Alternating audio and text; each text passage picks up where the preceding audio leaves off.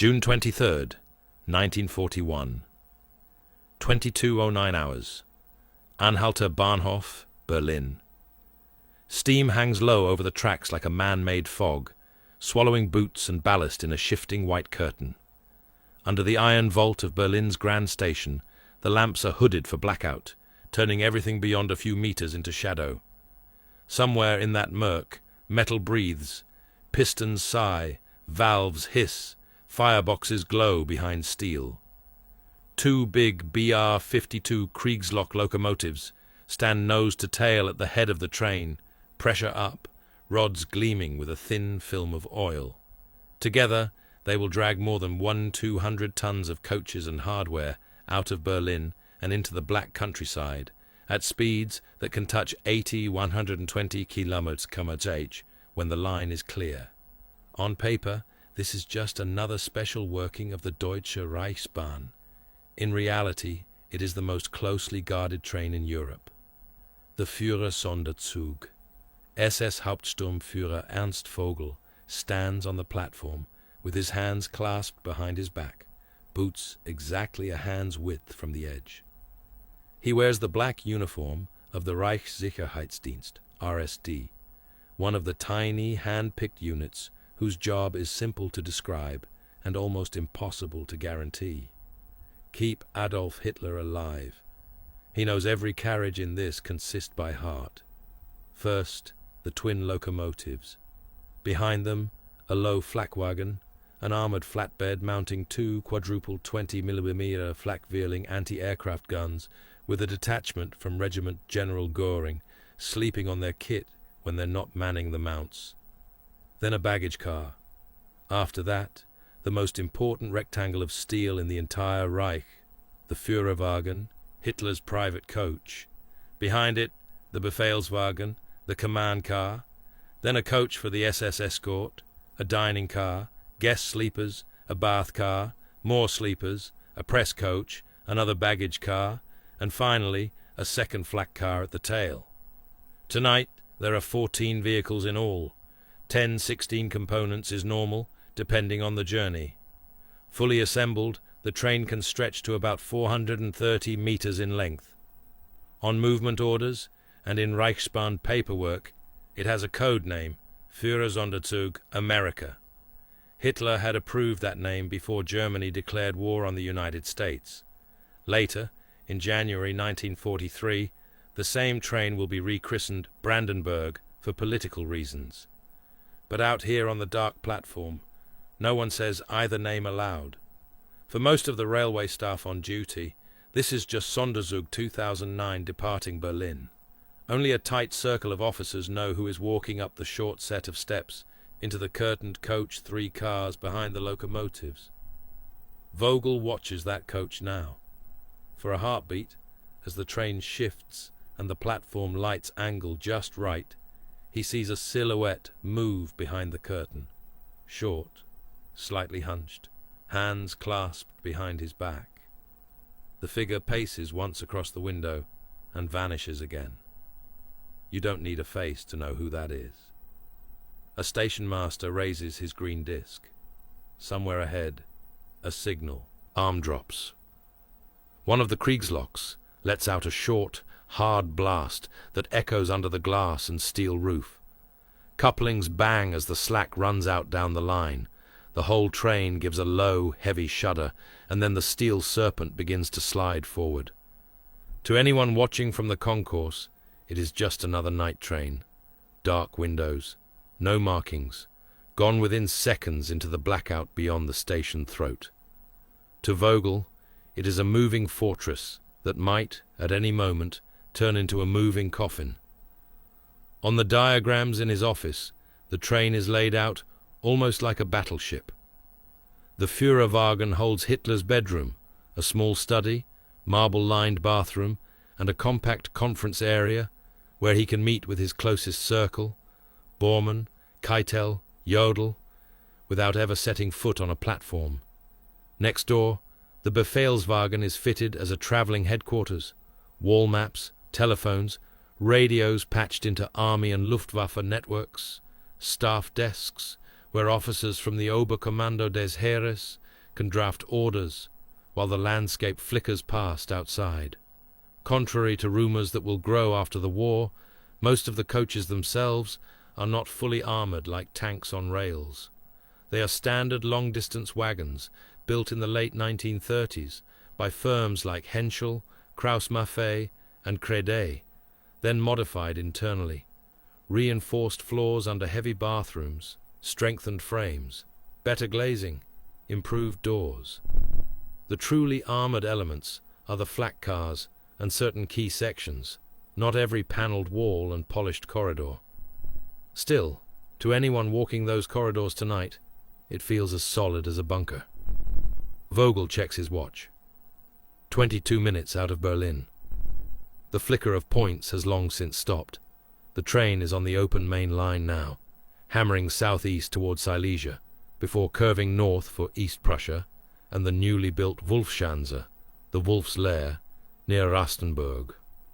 For the next day, until they roll under the forest canopy there, this metal tube will be the Führer's world.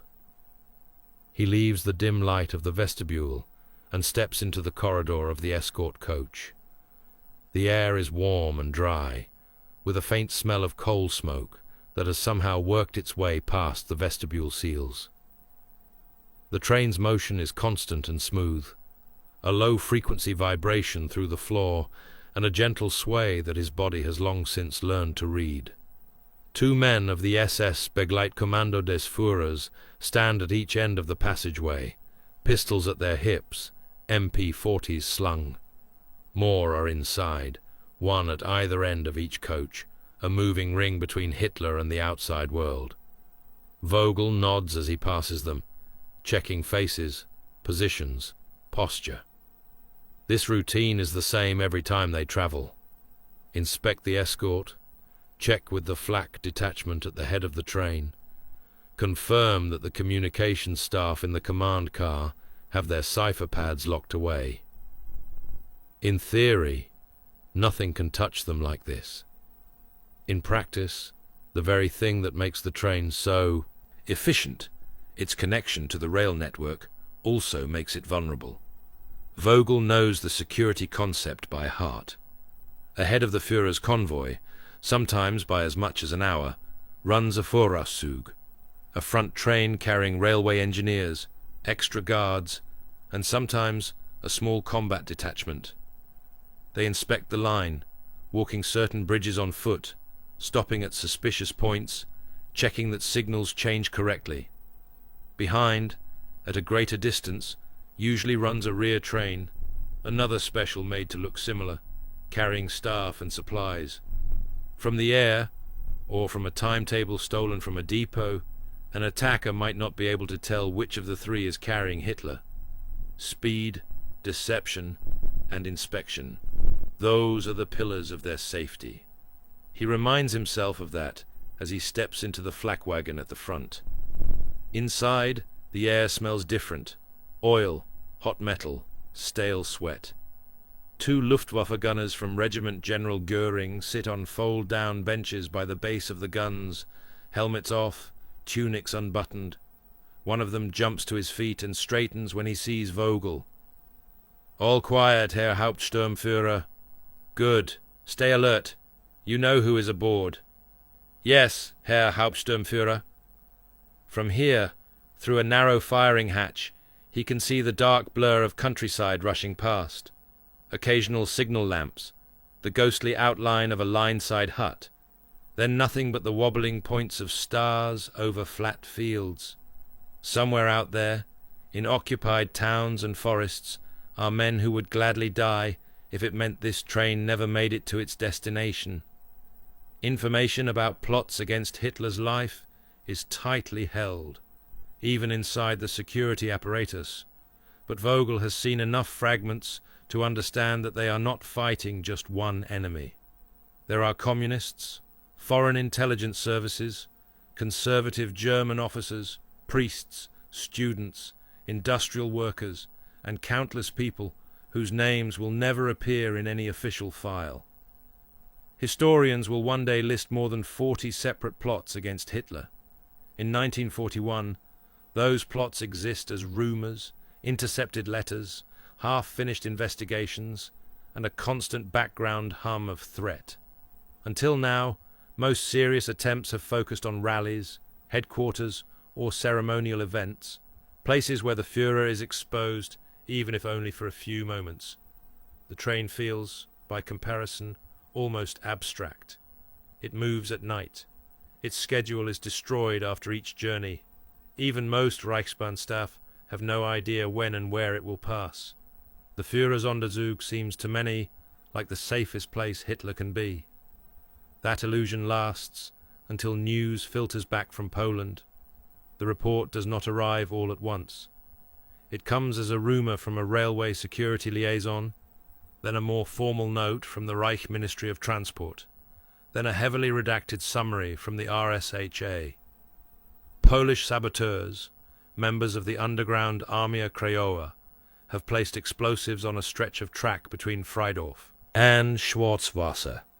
Their intended target, according to the interrogations, was the Führer's special train. Their timing is based on a mixture of stolen timetables, observation, and educated guesswork. Grey dynamics.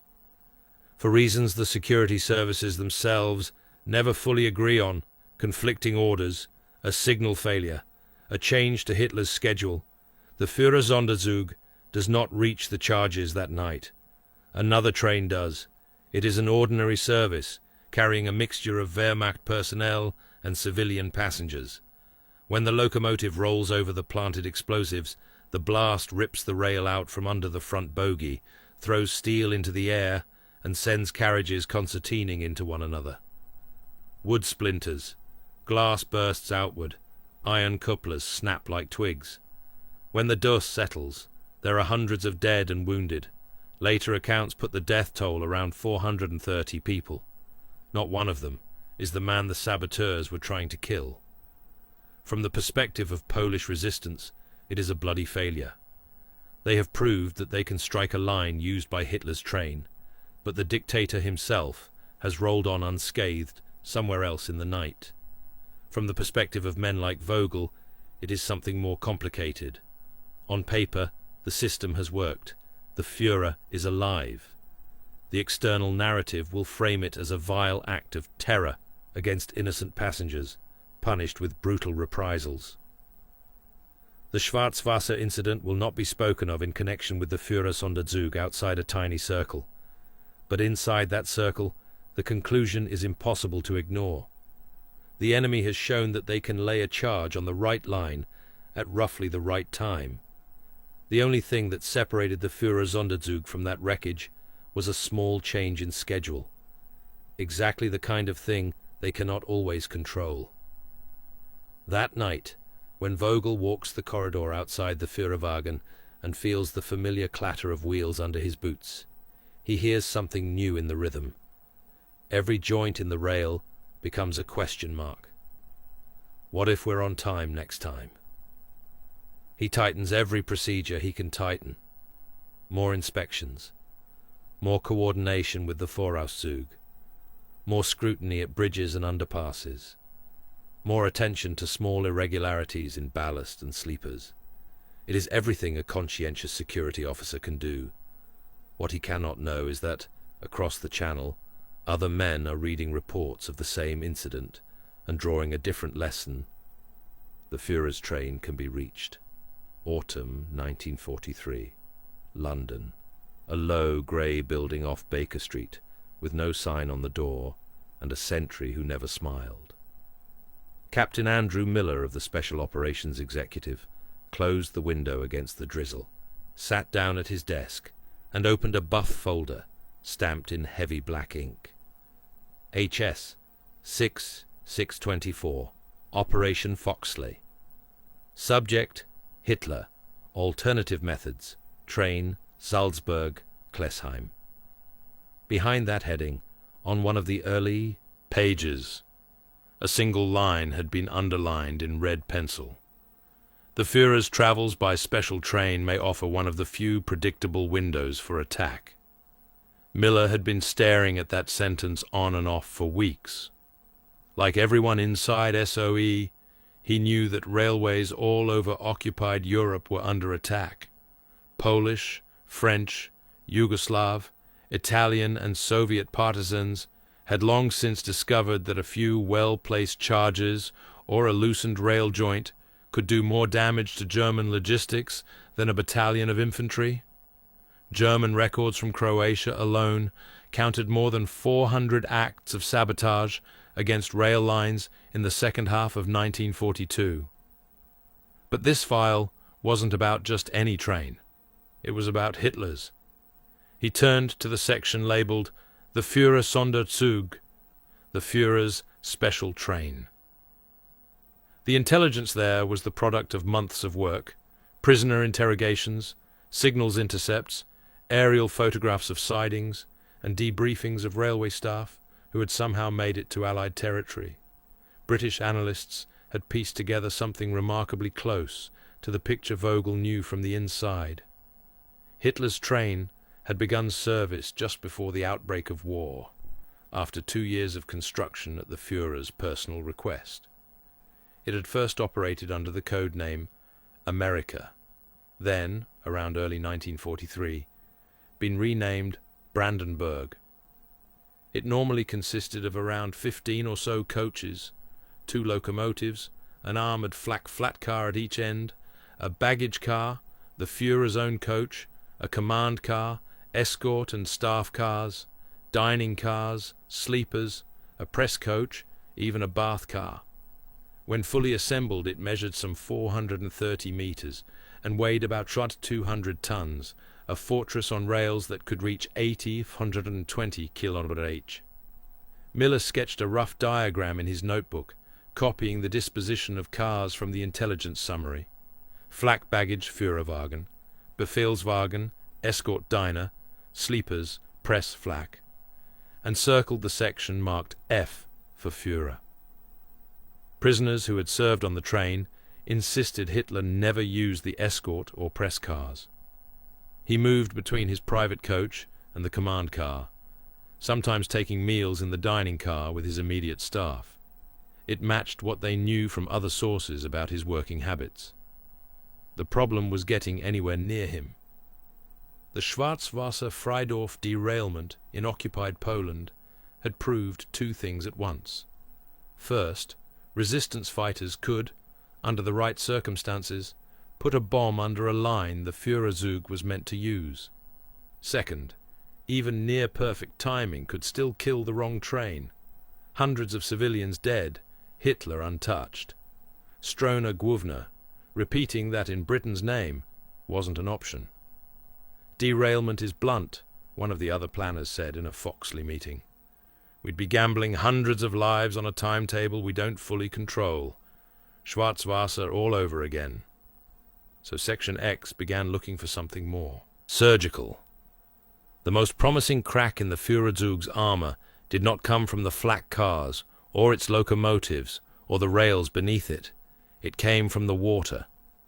Every time Hitler traveled by train, his staff needed large quantities of fresh water, for cooking, washing up, the kitchens in the dining car, and for the Führer's own tea and baths. That water had to be taken on from somewhere. Pumps and standpipes at specific stations where the Führerzug routinely stopped, and while the train itself was ringed in SS and RSD men, the installation that fed it water might not be. One of the Foxley researchers, cross-eyed from days of wading through reports, came across a line in an SIS summary that made him sit up straight. 6 French civilian women employed at Salzburg railway station to clean exterior of Hitler's train and Mitropa dining cars. Civilians, non-German, with regular, legitimate access to the train's skin. The idea almost wrote itself. The team that drafted Foxley's Alternative Methods section began to sketch out a poisoning scenario. If they could reach one of those women, through the French resistance, a neutral contact, or an SOE cutout, they might persuade or pay her to introduce a tasteless, slow-acting poison into the train's overhead water tanks when it next took water at Salzburg. A compound designated simply Substance Y in the file was identified. Lethal in small doses, essentially invisible in most liquids, with an effect that could manifest days later, far from the point of contamination. The assassination wouldn't be dramatic. No explosion, no firefight in a station, no cloud of gas. Hitler would simply fall ill while traveling, or at one of his mountain headquarters, his death perhaps attributed to sudden natural causes, or at least remaining murky enough that Germany's leadership might suspect internal treachery before they thought of British agents. In theory, it was elegant. In practice, the intelligence gaps yawned like the mouth of a tunnel. Where exactly did the Führerzug take on water when it came to Salzburg and the nearby Schloss Klesheim, the Baroque palace the Nazis had turned into a diplomatic stage set? At the main station? At a private siding? At a hidden spur guarded by SS patrols? Did the French cleaning women ever get close to the water connections? Or were they kept strictly to washing the coach exteriors under watchful eyes? Did the SS have their own tasters, test the water, as they did Hitler's food at the Wolf's Lair and the Berghof? Miller flipped through the Foxley questionnaire reproduced from the British National Archives, HS 6624, running his finger down the list of unanswered questions. Who exactly services the Führerzug's water at Salzburg? Are the cleaning women alone at any time? Is there a separate tank for the Führer's coach, or is all water drawn from a common system? Is there any reliable way to confirm Hitler is on board before contaminating the supply? Too many blanks. And time wasn't on their side. By 1943-44, Hitler was using the train less frequently as a full-time headquarters. Since the Balkan campaign, it had become more of a shuttle between fixed HQs. The Wolf's Lair in East Prussia, Rastenburg, the Berghof above Berchtesgaden, the new bunkers at the Adlerhorst near Bad Nauheim. The mobile command post that had once overseen the Polish and French campaigns from aboard America was now secondary to concrete and flak towers. A plan that depended on catching him at one specific station, on one specific route, on one specific night, was looking less attractive by the week. The Foxley dossier didn't give up on the train entirely. It listed derailment as another theoretical method, explosives under the line at a place like Klesheim's private siding, or on a viaduct along a known route. But the Schwarzwasser precedent hung over that option like a ghost, as did the sheer brutality of sending an entire 400-meter train, half of it filled with cooks, stenographers, and railway staff, into a ravine. And so, on paper at least, SOE kept circling back to other ideas. The sniper by the Berghof's tea house, a man in a German uniform taking a shot as Hitler walked his habitual path, or a Payat team hidden in the Bavarian woods, ready to fire an anti-tank bomb at his car as it snaked up to the Obersalzberg. Those plans had their own holes, but at least they did not rely on infrastructure controlled entirely by the enemy. The file on the train stayed in the Foxley folder, heavily annotated, never fully closed, never fully green-lit. Still, the mere existence of that dossier meant something. From his side of the war, Miller saw a web of rails and schedules and code names that all pointed to a single conclusion. For all its armor, Hitler's megatrain was not invisible. Every time it moved, it depended on civilian systems, water, coal, track stations, that were, at least in theory, reachable by the enemy. From his side of the train, Vogel was learning the same thing in reverse. Reports about railway sabotage crossed his desk now as part of routine security briefs. In France, the Battle of the Rails was ramping up as resistance groups and SOE-trained saboteurs blew points, cut signal cables, and derailed troop trains in advance of what everyone expected would be a major Allied landing. In Yugoslavia, Tito's partisans specialized in hitting lines over and over to force the Germans to waste men guarding every bridge and culvert. In the Netherlands, Belgium, Denmark, and Norway, explosives and crowbars had become weapons as deadly in their own way as rifles. At first, these incidents were just numbers in a report. 465 sabotages here, another 20 derailments there. But Schwarzwasser had given those numbers a face. Twisted steel, smashed coaches, anonymous dead. Vogel could no longer tell himself that the rails beneath the Führersonderzug were abstract lines on a map. Every kilometre of track from Berlin to East Prussia, from Munich to Salzburg, from Munich to Vienna or the Obersalzberg, was now a potential killing ground someone else was staring at through binoculars and imagination. He didn't know that, in a cramped London office, men like Miller were tracking the same lines with red pencils, writing phrases like "opportunity window" in the margins. He didn't know that the French cleaning women at Salzburg had become characters in someone else's hypothetical operation, their names replaced by numbers, and their daily routines turned into arrows on a station plan. What he did know was that the Führer's habits were changing. The trains still ran. Hitler still used it to shuttle between Berlin, Berchtesgaden, and his eastern headquarters. But increasingly, journeys were shorter, more erratic, more tightly guarded. Routes were altered at the last minute. Decoy trains ran more often. Sometimes, he was told, the Führer chose to fly instead, or to stay in one headquarters for weeks, rather than risk another journey by rail. The message, though no one in his chain of command ever stated it bluntly, was obvious to any security professional. The man they were trying to protect no longer fully trusted the machine that had been built to protect him. And yet, in the spring of 1944, events would drag both the train and its many hunters back into the spotlight one more time, around a place whose name was already underlined in British files, Salzburg. March 18th, 1944, early morning. Salzburg, Hauptbahnhof, Austria. Snow still clung to the roofs of the city when the first special train slid into the station under a sky the color of lead. To the people of Salzburg, there was no doubt who was arriving. Streets had been cordoned off since dawn. SS patrols stood at every entrance. Railway staff had been checked, rechecked, and in some cases replaced with men vetted by the Reichssicherheitsdienst. On the main platform, under the glass roof, a dark train rolled to a stop. At its head, 2 locomotives.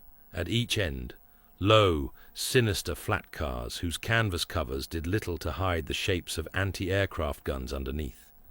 Between them, a string of coaches painted in regulation Reichsbahn colors, anonymous at a distance, heavily guarded up close. The Führersonderzug Brandenburg had come to Salzburg. Hitler stepped down from his private coach into a forest of salutes and cameras, flanked by Joachim von Ribbentrop and other senior figures. Footage survives of this moment. Hitler stiff, coat buttoned tight, Horthy later arriving in full admiral's uniform to be greeted on the platform, before both men drove out to Schloss Klesheim, the Baroque palace a few kilometers south of the city. To the newsreel audience, it was a scene of staged honor between 2 heads of state. To the men with machine pistols at their hips and binoculars on the station roof, it was a nightmare. Vogel's boots clicked on the platform as he walked the length of the train's flank, eyes scanning the crowd. The usual rules had been tightened again.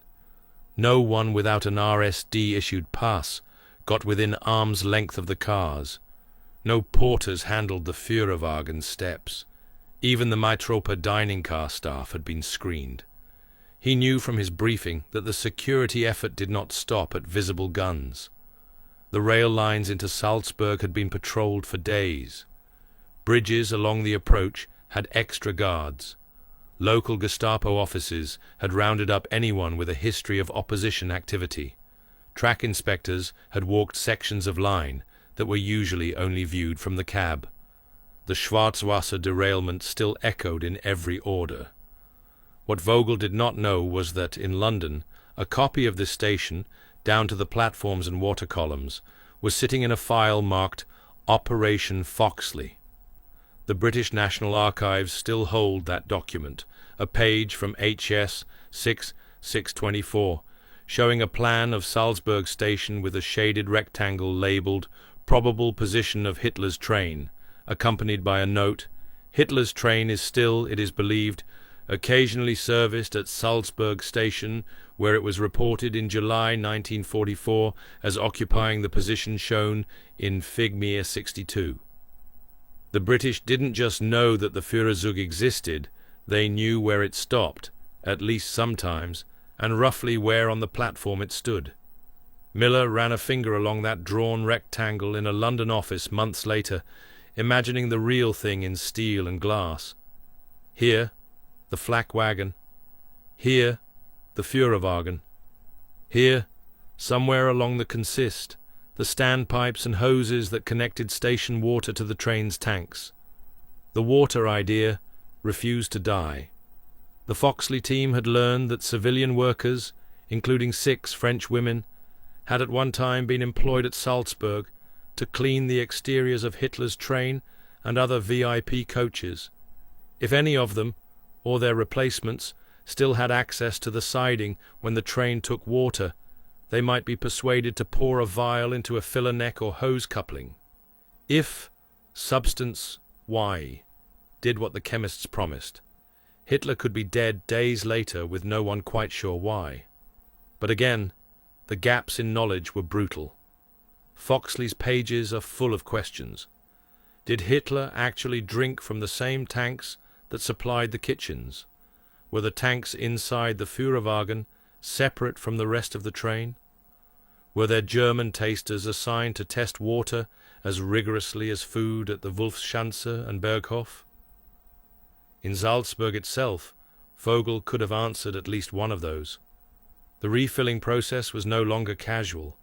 Where once ordinary Reichsbahn workers had connected hoses, now RSD and SS personnel hovered over every valve. Before water was signed off for Hitler's use, a sample was sometimes set aside for testing. The exact procedures changed from place to place and month to month, but the trend was clear. Fewer civilians, more guns. Vogel walked past a standpipe now, its metal dark with condensation in the cold morning air. A maintenance man in Reichsbahn overalls stood a full meter back from it, hands visible, an SS guard between him and the train. If London had managed to recruit someone here, he thought, without knowing about Foxley's plans, that someone would need nerves of steel and a death wish. From Salzburg, Hitler and Horthy were driven to Schloss Klessheim, where the real purpose of the visit unfolded. Outwardly, it was a diplomatic meeting. In reality, Hitler had lured the Hungarian regent out of his country so that, while they talked, German forces could begin Operation Margaret, the occupation of Hungary. On March 18th, 19th, 1944, while the two men walked Klessheim's corridors and sat under its painted ceilings, Wehrmacht units were crossing into Hungary, seizing rail junctions, airfields, and government buildings. When Horthy finally boarded his own train to return to Budapest, he found his capital filled with German troops. Hitler's trains, both his own and the one carrying his reluctant ally, had been tools in a strategic deception that ended with another country under direct German control. For Miller, reading summaries in London weeks later, the Klessheim meeting was another reminder of why killing Hitler was not just an abstract moral question, but a strategic one. Each time the man stepped off his train, borders shifted and lives were rearranged. For Vogel, the meeting was a blur of heightened security. Sweep the palace, guard the approaches, check every servant, watch every roof. At night, he rode back to Salzburg with the escort detachment, listening to the rails and thinking, not for the first time, that the weakest point in Hitler's entire security system was the path they were rolling on. The war was about to prove him right, in ways that went far beyond one train. By the summer of 1944, railways across occupied Europe had become one of the main fronts in the war. In France, ahead of the Normandy landings, the Resistance and SOE orchestrated what historians and filmmakers alike would call the Battle of the Rails, a campaign of sabotage against track, points, signals, and locomotives that slowed German reinforcements to a crawl. The 2nd SS Panzer Division, Das Reich, ordered north to crush the Allied beachhead, took weeks to cover a distance that should have taken days, hampered by blown bridges, torn-up rails, ambushes, and wrecked engines. In Italy, partisans targeted mountain lines, forcing the Germans to divert entire units just to guard trains and repair crews. In Yugoslavia, Tito's fighters waged what German officers described with bitterness as a war of demolition and delay, hitting tracks so often that some lines were never fully secure. In Greece and Norway, small teams with explosives turned narrow-gauge lines and isolated viaducts into recurring nightmares. Every one of those attacks made the idea of moving Hitler by train look a little more reckless. Inside the Wolfschanze in East Prussia, where Hitler now spent most of his time, the forest canopy and minefields and concrete seemed a better bet than rails. The Führersonderzug still shuttled him between Rastenburg, Berlin, and the Berghof, but the frequency of journeys dropped. The train's role as a full-time headquarters, formalized in earlier campaigns, had ended after the Balkans. Now it was a shuttle with flak guns, increasingly overshadowed by bunkers. Foxley's planners saw that too. By late 1944, their focus had definitively shifted from Salzburg and the train to the Obersalzberg, where Hitler's predictable daily walk from the Berghof to the Muslanerkopf tea house offered a clearer shot. The train options remained in the file as contingency, but there was no getting around the fact that their window was closing. For Vogel, the writing on the wall was personal. He found himself spending less time rolling through the night and more time behind layers of concrete and camouflage netting. Orders came down. The Führer preferred to remain in headquarters. Trips by train would be minimized. Security resources would be concentrated around fixed sites. No one said the words out loud, but the implication was blunt. The train is no longer safe enough.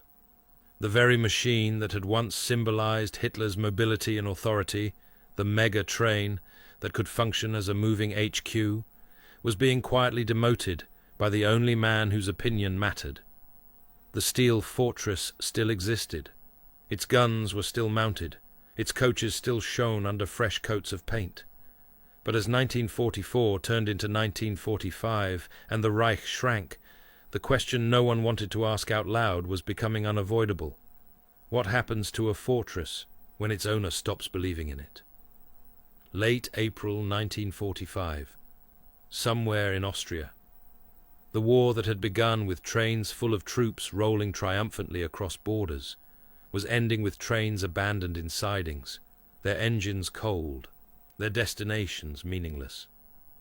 In a quiet valley in Austria, sources differ on whether it was near Berchtesgaden, Berchtesgadener Land, or further east in Upper Austria, a long, dark train stood on a secondary track. Its locomotives had been uncoupled and moved away. Snowmelt trickled down the embankments. The air smelled of wet earth and coal dust. The Führersonderzug Brandenburg was going nowhere. From the outside, it still looked much as it had at Anhalter Bahnhof 4 years earlier. Flak cars at each end, baggage wagons, the Führerwagen with its now empty private rooms, the Befehlswagen with its map boards and telephones, the escort and press cars, the bath car, the dining car. Inside, carpets were worn, but intact. Lamps still worked off the train's generators. Drawers held files and stationery for staff officers who would never return. Hitler was not aboard. He was almost 800 kilometers away, in the Führerbunker under the Reich Chancellery Garden in Berlin, listening to Soviet artillery roll closer each hour. That bunker had become his last Führerhauptquartier, a concrete warren that was still not fully finished when he retreated into it in January. From that bunker, in those last days of April, he issued one of his final security-related orders.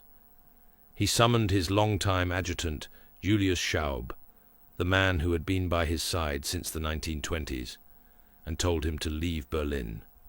Schaub's mission: travel south, gather Hitler's personal effects and papers from various locations, and destroy them so that nothing of a private nature could be captured by the Allies.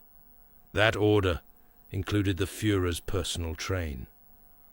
For a security professional like Vogel, who by now was assigned elsewhere, his own world shrinking with every day the front lines moved, the news, when it reached him, was almost surreal.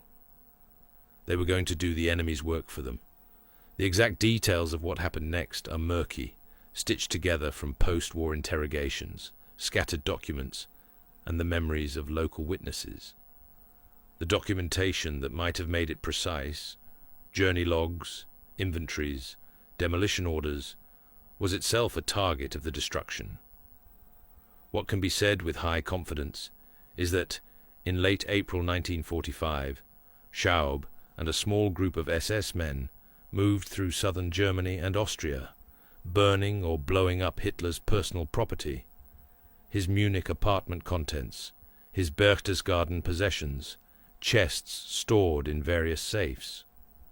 At some point on that route, they reached the siding where the Führersonderzug stood. One post-war account, summarizing multiple German and Allied sources, describes SS demolition squads placing charges in key coaches and setting them off, wrecking the interiors and collapsing parts of the roofs. Another mentions cars being set on fire, left to burn until only twisted frames and charred bogies remained. Locomotives may have been driven away to be used elsewhere or captured intact. The sources disagree. What they agree on is the outcome. By the time American troops reached the area, the Brandenburg no longer existed as a functioning train. The fortress on rails had been killed, not by an SOE bomb, not by a Polish sabotage charge under a bridge, not by a French resistance team in the night. It had been killed by an order from its master. In London, Miller read the first reports of Hitler's death and the fall of Berlin in early May, with the numbed exhaustion of a man who has been running towards a finish line he never quite believed in. As the details filtered in, suicide in the bunker, bodies burned in the Chancellery garden, Goebbels following suit, the Reich crumbling, someone eventually dropped a note on his desk. Subject: Führer's special train, reported destroyed by SS in Austria on orders of Hitler, Julius Schaub. He stared at the single line and felt a brief, bitter smile flicker and die. Years of work had gone into understanding that train, its composition, its routes, its servicing points. Foxley had dedicated whole annexes to options that revolved around Salzburg, Klesheim, and that shaded rectangle on the station plan. Men in occupied Europe had risked and sometimes lost their lives trying to hit the right length of rail at the right time, and in the end none of them had ever laid a hand on the Führersonderzug while Hitler was aboard. The machine had survived the war, up to the moment Hitler no longer needed it. From that moment on, it had become just another liability to be erased. For Vogel and the other men who had once felt every vibration of its wheels through their boots, the news landed with a different weight. The Führersonderzug had been more than transport. In 1939 and 1940, it had been a headquarters, marked in official records as a mobile Führerhauptquartier for the campaigns in Poland and France. Later, it became a shuttle tying together the nodes of Hitler's HQ system: the Wolfschanze, the Berghof, the Adlerhorst, lesser headquarters in the west and east. Its existence had justified entire branches of security procedure: front trains, rear trains, intensified line inspection, elaborate cover names. To admit that Hitler had ordered it destroyed was, in a way, to admit that the project had failed in its core purpose. The train had done everything a piece of engineering could do. It had armored cars, flak guns, decoys, secrecy. Track crews and security units had walked miles of line in front of it. Timetables had been burned after each journey. Whole sections of the Reichsbahn had been bent around its needs. And yet, from the moment Schwarzwasser proved that enemies could put a bomb on the right rails, from the moment Allied railway sabotage turned main lines into killing grounds, from the moment plots like Foxley began to highlight the vulnerability of fixed servicing points like Salzburg, the train's aura of invulnerability had been cracking. Hitler's own behavior told the story. He spent longer and longer stretches inside concrete headquarters. He traveled less. He distrusted movement. When the end came, he chose to die underground in Berlin, rather than attempt one last escape by rail to the Alps. The train. Hitler hoped would protect him from assassins, had not, in the literal sense, failed. No assassin ever got a shot at him aboard it, no bomb ever tore open its side while he was inside, no parachute team ever planted charges on its flak cars. Its failure was more subtle and more complete. It failed to give him what he had wanted most from it, the feeling of safety. In the end, he trusted concrete more than steel, immobility more than speed. For a man whose political myth had been built partly on motion, speeches across Germany by car and plane, triumphant tours of conquered capitals by train, those final choices said everything. Decades later, railway historians and military buffs would reconstruct the Führersonderzug from scraps. A composition list here, a photograph there, a driver's recollection, a depot worker's memory. Articles and documentaries would marvel at the scale of the thing. A 1,200-ton, 400-meter-long mobile HQ. Code names like America and Brandenburg. Flak cars at either end. The Führerwagen with its desk and bath. The command car with its maps of Europe. Operation Foxley's declassified papers would let researchers trace out the British side of the story. The Salzburg station plan, the water poisoning concept, the weighing of derailments against civilian casualties, the eventual decision to shift focus to the Berghof. Somewhere in that tangle of files and memories lie the ghosts of the men who guarded the train and the men who hunted it. Men like Vogel, who walked its corridors and listened to the rails with a professional's dread, never fully sure whether the next bridge, the next tunnel, the next slowing in the dark would be routine, or the last thing he ever felt. Men like Miller, who stared at maps and photographs and tried to imagine where a single vial or a well-placed charge could turn a rolling symbol of tyranny into wreckage. The train is gone. The rails it ran on carry other traffic now, or are rusting quietly under weeds. Most of the people who ever saw it with their own eyes are dead, but the story remains, a reminder that no matter how much steel you wrap around a man, you cannot engineer away the consequences of what he's done, or the fear that comes with them. In the end, Hitler's megatrain did not die in a blaze of sabotage or in the crosshairs of an Allied operation. It died the way his regime did, from the inside, by its own orders, after it had already lost the thing it was built to protect.